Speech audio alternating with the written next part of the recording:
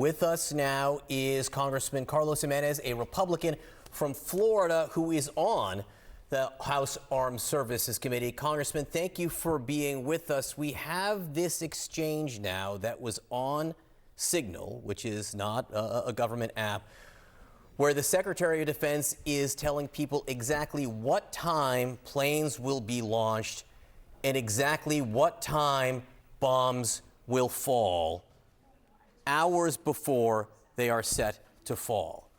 How would you describe that information? I would describe that information as highly sensitive, and it shouldn't have gone out on a Signal chat. That's things that should be discussed one-on-one or in a skiff.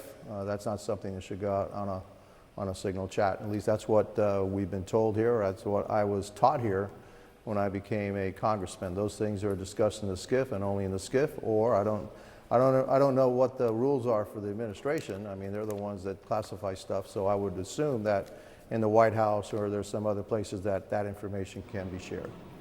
How would you describe the level of honesty and disclosure over the last 24 hours from the likes of Secretary of Defense Pete Hegseth, who has said, there were no war plans texted, I know what I'm doing? Well, look, this is obviously a huge mistake. I think what we should do is just fess up to it. Okay, we made a mistake. We will clean this up. It will not happen again. No U.S. servicemen were killed, and the strikes came out successfully. And so you move on, and then you take responsibility for what happened. And you said, yeah, this was unfortunate. Somebody must have hit the wrong button or the wrong person, and included somebody that shouldn't have been on that Signal chat. And then you learn from this, and you say, well, these things can't happen anymore on Signal. Signal is used by a bunch of us for a number of things to keep our conversations kind of private, but there's no sensitive information that should be, exchanged on Signal. And so that's what you do. You just say, hey, we'll learn from this. We're human. Everybody makes a mistake. Fortunately, nobody was hurt in this instance, and then you move on and you don't do it again. Secretary Hegseth says that these are not war plans. Do you think these are war plans? Oh, this, it's an outline of what is about to happen. I don't know. I'm not in the Defense Department, so I don't know what they consider a war plan, but it certainly is a strike plan. Now, it doesn't say where they're going to hit. It just says this is the package that's going to go out, but it doesn't. From what I read, they didn't identify specific target locations, and so in that sense, it wasn't a complete plan. No, but it gives the exact time bombs will drop. This is when the first bombs will definitely drop. 14:15, it says, and we know from the previous exchange this is all about the Houthis. Excuse me, I said. Okay, hang on. I said, right. okay, I said that. I didn't say that, but I didn't give you specific places that are going to be bombed. At least what I read, okay? And so no, it doesn't. I agree, yeah. But they gave you the strike package, but it tells you that the target's the Houthis. So that kind of narrows it down. So if it were released, the entire Houthi No, not operation. really. They're all over Yemen, okay? It narrows it down to a country, okay? It doesn't tell you, hey, we're going to hit this particular village, this particular city, this particular target, this particular individual. That's what I was trying to get to. Does it say here's the strike package and it's going to go out and that bombs are going to fall this time, but does it really tell you where exactly? And you're talking about Yemen, which is a country. It's not not tied to any one specific location. Hey, it's a mistake. We'll own up to it. Like I said, own up to it. It's a mistake. Learn from it. Don't do it again. And fortunately, no U.S. servicemen were lost. And I think, from every indication that the bombing strike was a success. And so, again, we've got to move on. And I know that the president will take the steps to make sure it doesn't happen again. And then you learn from this, because we are human, and you move on. Had the Houthis known 2 hours beforehand the exact time the bombs will fall, even if they didn't know which house they would fall on, would it have been useful information to them? Probably, because they'd say, hey, the bombs are about to fall somewhere on us in about 2 hours.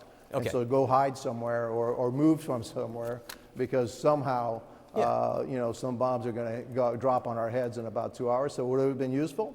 Of course it's useful, all right? But fortunately, the reporter did not disclose that, didn't put it out. and the targets apparently were hit as they were intended to be hit. And so, again, yeah, I mean, I'm not telling you that this thing, that somehow it's okay that it happened.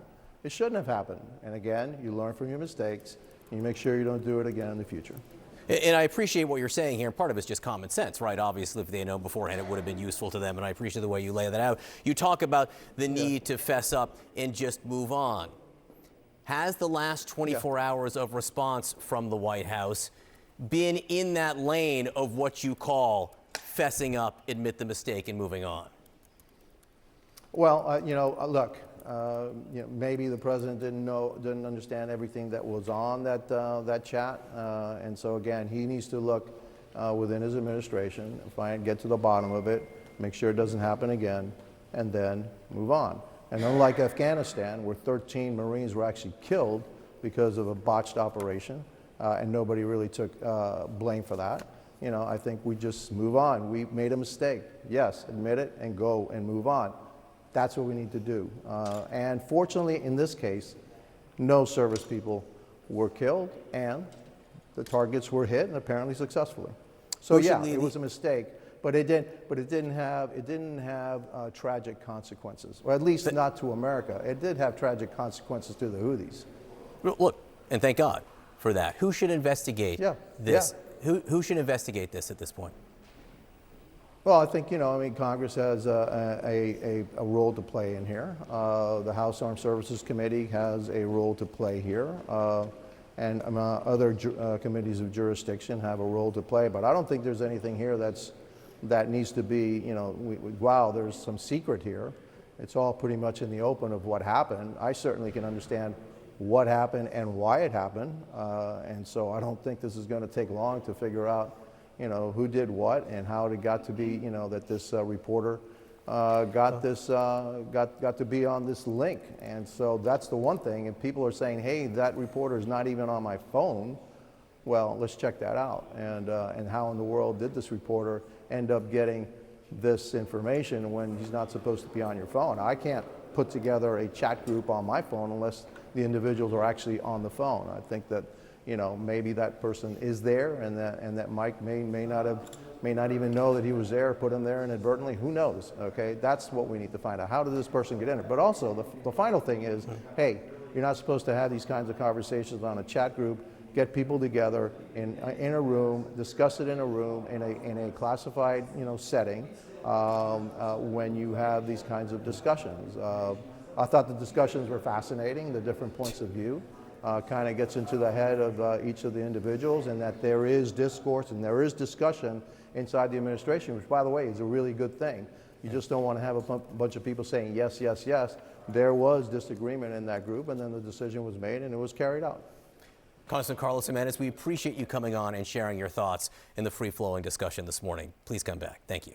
Joining us right now is the Democratic Congresswoman, Chrissy Houlihan of Pennsylvania, sits on Armed Services, sits on House Intelligence. The committee, the DNI and the CIA director are about to hear before. And also the Congresswoman, of course, is a veteran of the U.S. Air Force. Congresswoman, if you can sit with me for a second, I'm just going to read some of CNN's new reporting around all of this that has just come into my email, and it is quite relevant. This coming from Natasha Bertrand and Zachary Cohen, my colleagues. And here's what they say. The information Secretary of Defense Pete Hegseth disclosed in the Signal chat was highly classified at the time he wrote it, especially because the operation had not even started yet. This is according to a U.S. defense official familiar with the operation and another source who was briefed on it afterward. And that's just the beginning of their reporting. Congresswoman, your reaction now seeing these messages put out? Well, clearly these folks have been caught in a huge lie. And we knew it was a lie because we knew that the reporter had spoken about what was included in these text messages, which was weapon systems, which was targeting, which was timing. Here it says 12:15 F-18 launch, 13:45 trigger-based F-15 launch at target at his known location. How much more specific can you get in terms of things that would absolutely be classified information?